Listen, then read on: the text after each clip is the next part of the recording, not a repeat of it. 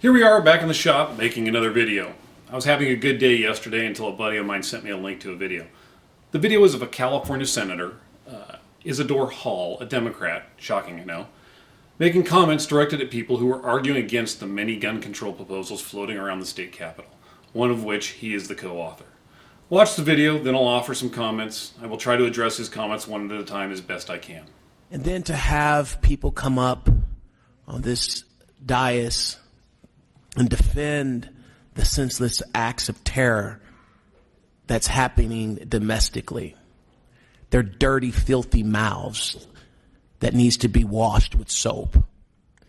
Saying that this would not impact or save lives. I'd like to ask the question if the parents of those who lost their loved ones this weekend would feel the same. And the parents who lost their loved ones in San Bernardino would echo the same sentiments of these heartless people that care not about individuals or keeping people safe on our streets, but care mostly about holding a weapon in their hand. These are vicious people that are sitting here protecting these vicious murderers that are terrorizing our streets and making it very difficult for us to feel safe even at home. Whoa, whoa, whoa. What did you just say? Wait just a minute, you arrogant, condescending, dismissive asshole. How dare you address us like we are some petulant child who just said a bad word? You aren't my freaking parent, and we aren't little kids. Just because you disagree with someone does not remotely give you the right to act like that, suggesting that we need to have our mouths washed out with soap. I realize that you may not like people disagreeing with your proposed laws, but there is a huge difference between arguing against further infringements on our constitutionally guaranteed rights and defending the indefensible actions of Islamic terrorists. If you're too stupid to understand the not-so-subtle difference, perhaps you need to look for a new line of work. Your suggestion that we ask family members of the victims of Orlando and San Bernardino is not only insulting, but it's idiotic. What kind of person suggests asking a person grieving over the tragic loss of a loved one who was killed by a terrorist what kind of laws they think should be passed? Laws are not supposed to be based on emotion. They're supposed to be based on logic. Let me offer a quote from this guy you may have heard of, Aristotle. The law is reason, free from passion. The problem is, your side of this debate has no reason, no logic, which is why you always resort to emotion. It's for the children. What about the poor grieving family members of the victims? Stop tugging at heartstrings and instead try to offer logical reasons with evidence that back your assertions. Moving on. Then you proceed to lecture me and call me heartless just because I disagree with you? You don't know anything about me. For the last 15 years, I've literally been on the streets doing my best to protect people, to put criminals behind bars where they belong. How dare you speak down to me, belittle me, and suggest that you know what motivates me? You don't know anything about me. I've held pressure on gunshot wounds. I've done CPR on victims. I've had to look into the eyes of victims' loved ones while my partners and I do what we can to save the victim. I've watched victims take their dying breath, and I have to live with all of those memories floating around in my head. Have you ever done any of that stuff? How dare you call me heartless? How dare you marginalize my opinion just because you don't like what I have to say?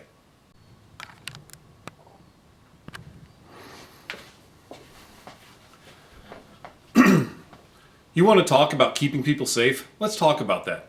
In my 20-year career as a cop, 15 of which was on the streets, I can think of only 2 calls ever that involved a suspect with a gun that they had legally purchased. Every other call where there was a crime involved and it involved a gun, the gun was illegally obtained, and most times the person who had the gun was already a prohibited person who could not legally possess a firearm. On the other hand, I have been to countless calls, some of which I've even written about, where victims of crimes have used their legally possessed guns to protect themselves or their families. Seriously, it happens on a weekly basis. And guess what? Several of those cases where the guns were used, legally possessed guns were used, those guns that were used qualify under your law as assault weapons and would be banned, and those people would not have had those weapons had your law been in place. I'm sure as a California senator, if you cared to, you could find out all of this information. However, if you're waiting for it to appear on the evening news, that is a long wait for the train that's not coming, because they don't report defensive gun uses.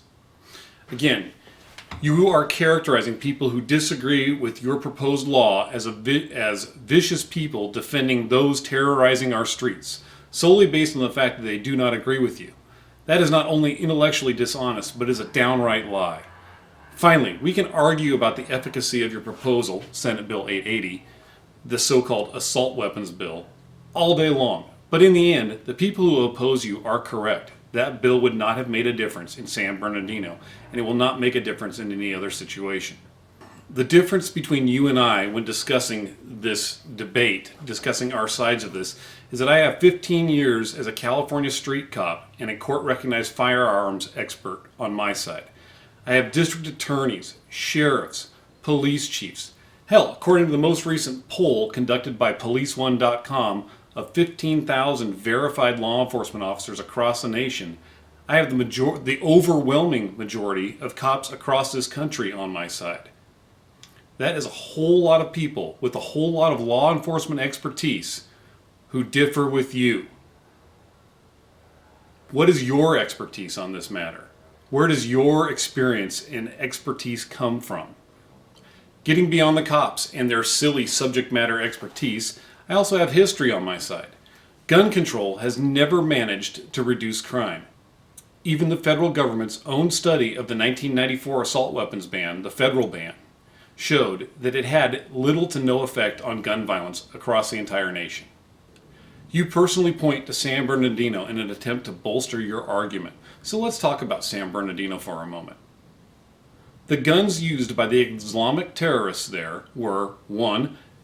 Illegally acquired, 2. Illegally modified, 3. Had illegally possessed and illegally acquired high-capacity magazines inserted in them, and 4. They were used illegally. That is a whole lot of illegal already going on. But you're trying to tell me that one more law would have prevented it? Do you seriously think that one more gun control law could have possibly prevented San Bernardino or Orlando? Please explain to me just how well the super strict gun laws in Paris worked at preventing a terrorist attack there, twice. What about Brussels? Strict gun control worked real well there too. Getting beyond terrorism and looking just at criminals, how well does strict gun control protect the people of Washington, D.C. or Chicago? What about Mexico, where there is extremely strict gun control? I hate to be the guy to burst your childlike thinking bubble, but here is a not-so-secret fact. Laws do not prevent crime. They never have, and they never will. Laws are in place to set parameters that society deems fit, and they establish punishment for those who violate said laws. They do not prevent crime. Here's a crazy idea. How about instead of making more laws that have no hope of preventing anything, how about we start actually punishing gun law violators? Instead of the ridiculous slaps on the wrist that they currently get. How about we keep criminals locked up instead of constantly releasing more and more of them onto the streets? Gun crimes are overwhelmingly committed by a very small group of criminals, not the general population. I can show you dozens of cases where convicted violent felons, people legally prohibited from possessing a gun, are arrested in possession of yet another gun, oftentimes while in the act of committing another violent felony. During the prosecution of those cases, the gun laws are often used as a plea bargaining tool, and they get little to no punishment for violating those laws. I can point to several cases where people with no criminal history violated federal gun law to do a straw purchase for someone who was prohibited.